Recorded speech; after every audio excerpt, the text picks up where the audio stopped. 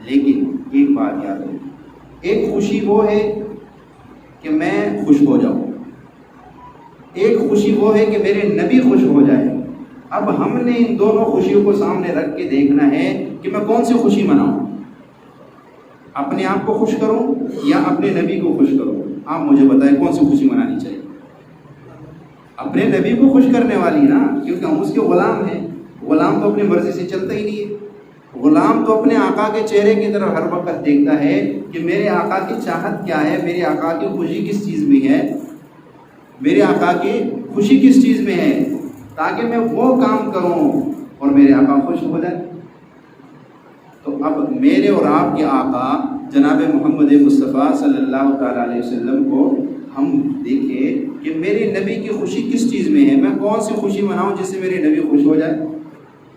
میں نے گھر سجا لیا، بڑا خوبصورت ہے میری گلی میں نے سجا دی، بڑی خوبصورت سجائی ہوئی، گھر بڑا خوبصورت سجایا ہوا ہے، لیکن گھر کے اندر اسی نبی کی نافرمانیاں ہو رہی ہے، تو بتائیں میرے نبی خوش ہوں گے اس طرح؟ مجھے یہ بتائیں، اللہ کے نبی صلی اللہ علیہ وسلم کو خوشی نماز پڑھنے سے ہوتی ہے یا گھر سجانے سے ہوتی ہے؟ نبی علیہ الصلوۃ والسلام کو خوشی سنتوں کو پورا کرنے سے ہوتی ہے یا گلی سجانے سے ہوتی ہے؟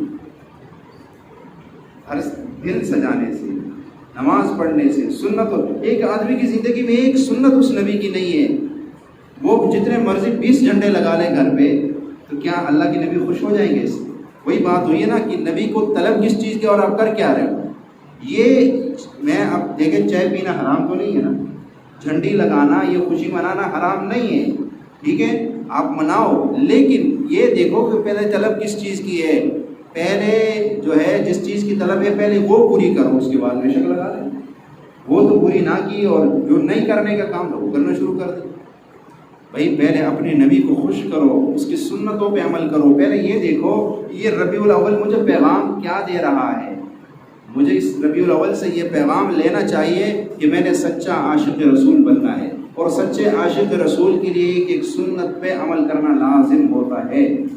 سچا عاشق رسول تو کبھی نماز کا چھوڑنے کا سوچ بھی نہیں سکتا ہے، جو سچا عاشق رسول ہوگا جو سچا عاشق رسول ہوگا وہ کبھی اپنی نبی کی زندگی کے خلاف ایک قدم بھی نہیں اٹھاتا ہے۔